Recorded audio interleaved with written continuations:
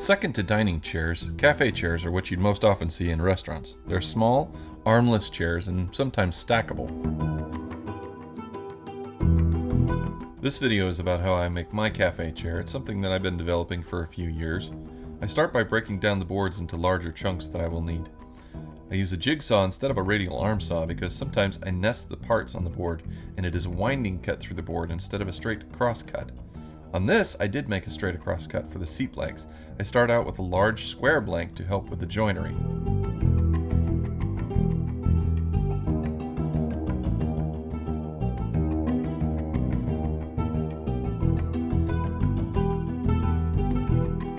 I'm working on a set of plans that will be available for purchase so you can try building this chair for yourself. This chair is a hybrid of sorts in the joinery. The front legs are put in similar to a Windsor chair, and the back legs are put in using a joint called a Maloof joint. I'm currently working on a video about how I make this joint. I will go into depth about how to produce the joint, where it's best suited, and some tricks that I've learned to use it in some interesting ways, so be sure to subscribe so you see it when it comes out. When I'm making the seat, I like to use a board that is half the width of the seat blank, and I will cross cut it and then fold it back on itself, and that helps with the flow of the grain.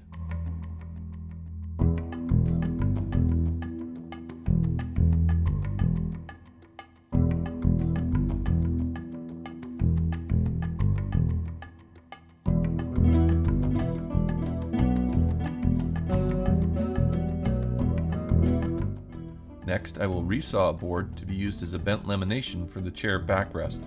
I have another video I did concerning bent form laminations if you would like to see how I do these in more detail.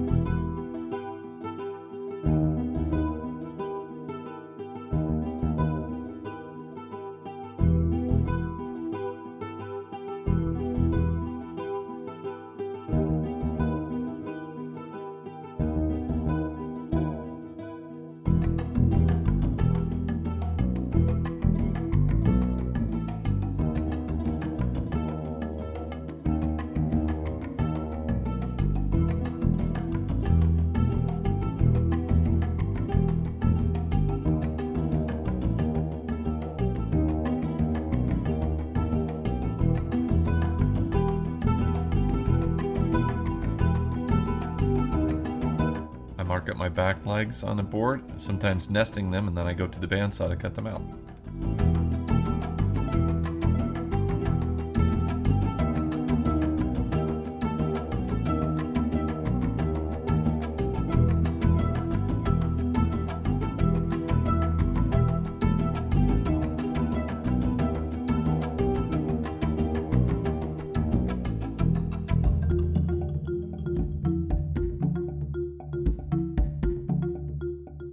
I made this jig to flatten out a spot on the legs that will be used for the joinery. This helps to ensure that they are all done the same every time.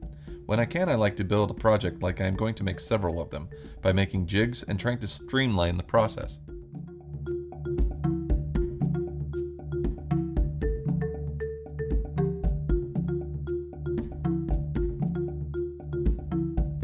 The front legs and stretchers of this chair are all turned on the lathe. To make marking the centers of the turning blanks a little easier, I made myself a jig with a hacksaw blade and block of wood at a 45-degree angle. I filed a knife edge on the back side of the hacksaw blade, and with a tap from a mallet that helps mark an X on the turning blank.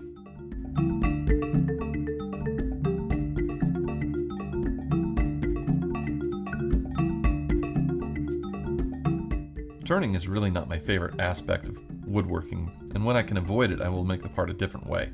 But for this design, I thought it fit best.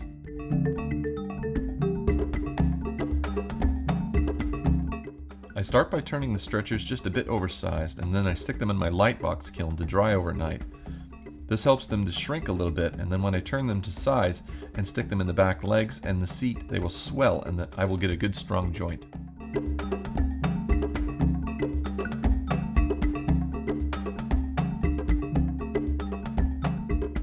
That's the end of day one.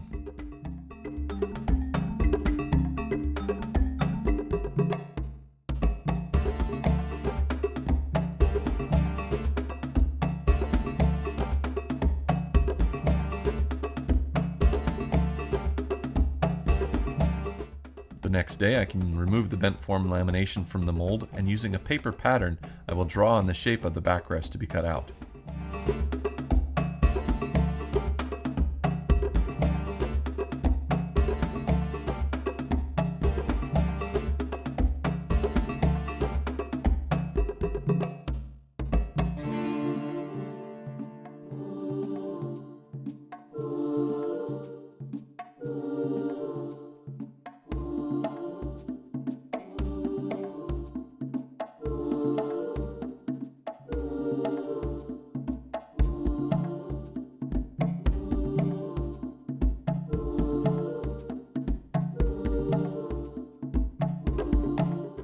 I remove the clamps from the seat blank, and then using my crosscut sled and my drum sander I will make sure it's squared and flattened before going on to joinery.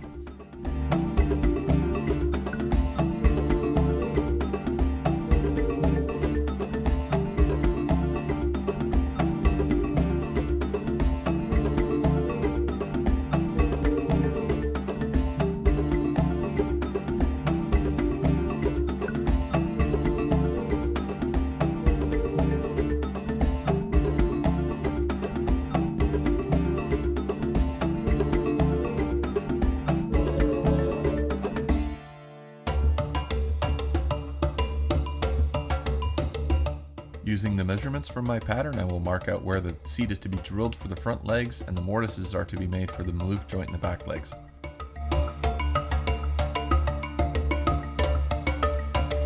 I built an angled tabletop that sits on my drill press table to drill the holes for the front legs at the correct angle, and using a counterbore bit I drill a stepped hole in the seat blank.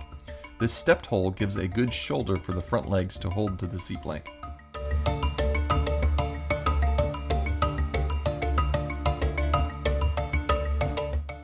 I use a dado set to create two deep dados or channels into the back of the seat blank. This is my 10-inch dado set and sounds like a jet engine when it started up. I probably should have used a zero clearance insert, so don't try this at home.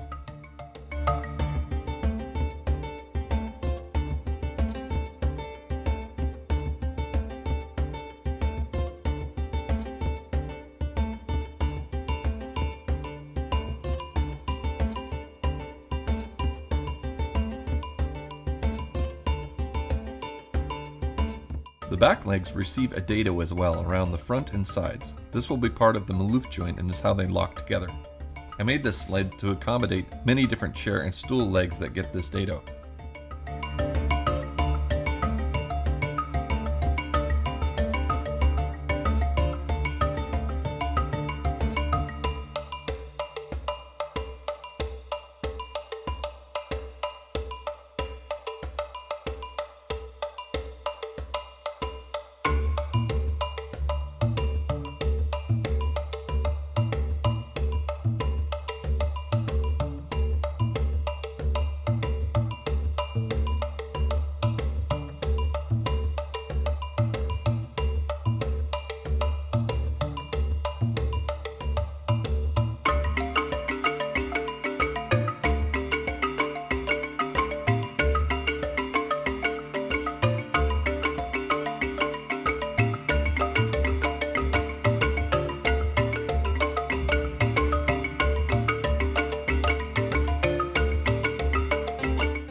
Once the joinery in the seat blank has been completed, I like to use an angle grinder to sculpt the seat for comfort. I do this outside because using the angle grinder in the shop is just way too messy.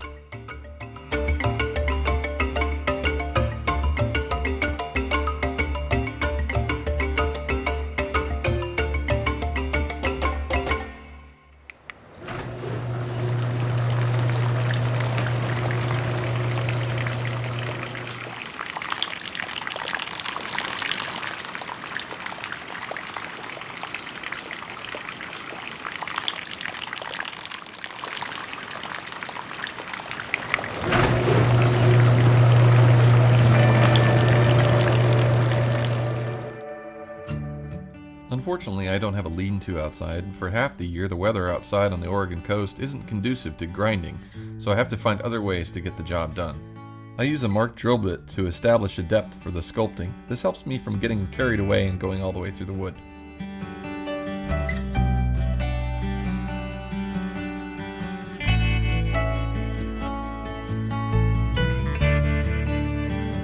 Instead of using my angle grinder, here I will use my adze and scorp to sculpt the seat.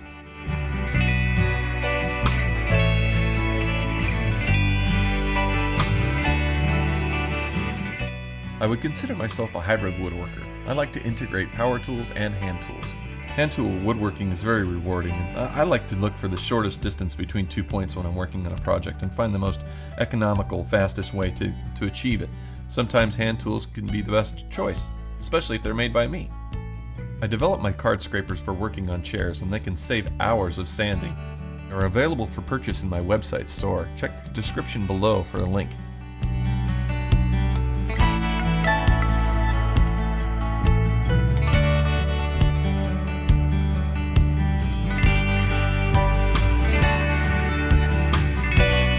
I cut out the backrest on my bandsaw, and then I use spoke shaves and my card scraper to clean up the edges.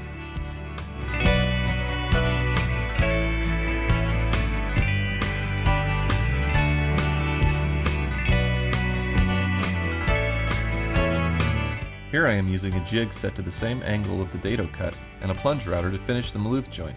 I will cover this in my video, so stay tuned.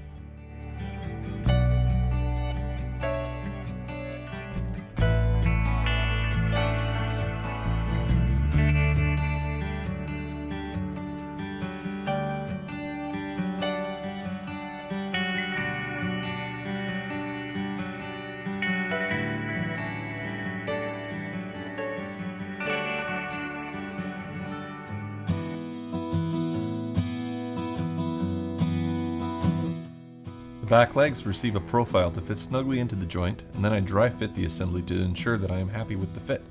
Better to do this now and correct any problems before I have a glue bottle in my hand. If I'm happy with it, I can cut the seat to its final shape and then finish the sculpting.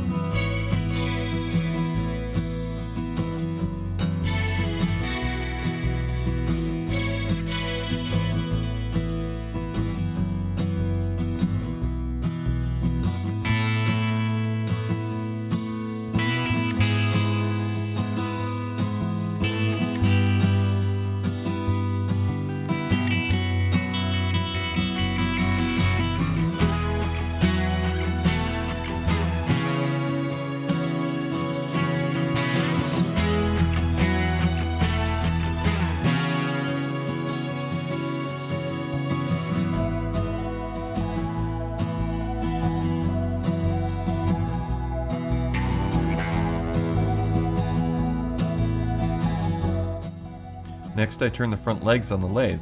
I use calipers to both ensure that I turn the leg to have a step tenon that will fit snugly into the seat blank and to be the same size as the other legs. If I have several of these chairs to do for an order, this can be very important to maintain consistency.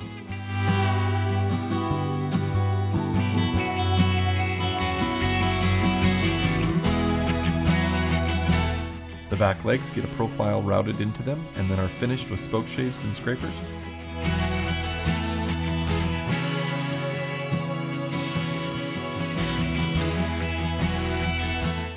I use dividers to mark out where I will drill in the legs for the stretchers, and the same for the cross stretchers.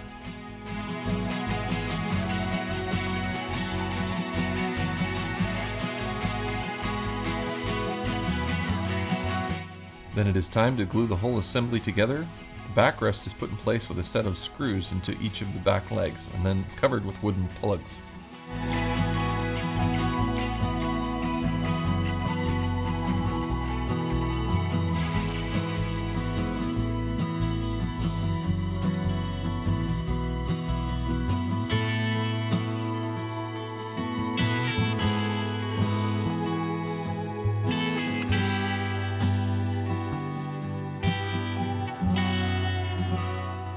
Once the glue is set up, I can cut off the excess tenons that were wedged in the front legs.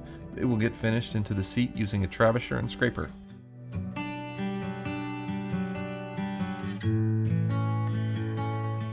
I will spend a few hours scraping and touching up the work to get it ready for the finish. I use rasps and files to profile the back legs and seat to have a nice transition.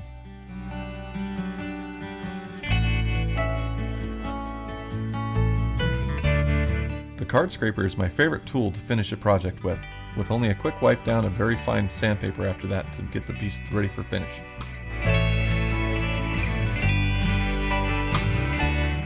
Then I leveled the feet using my table saw and chamfer the ends with a spoke shave. Plastic feet protectors are nailed in to help the chair glide and protect flooring.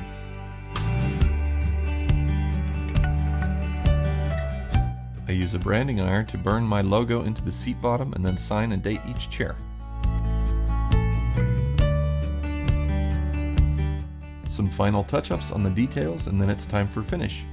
I use a shop mixed poly blend followed by a wax oil blend that I make, and then it's ready for years of use.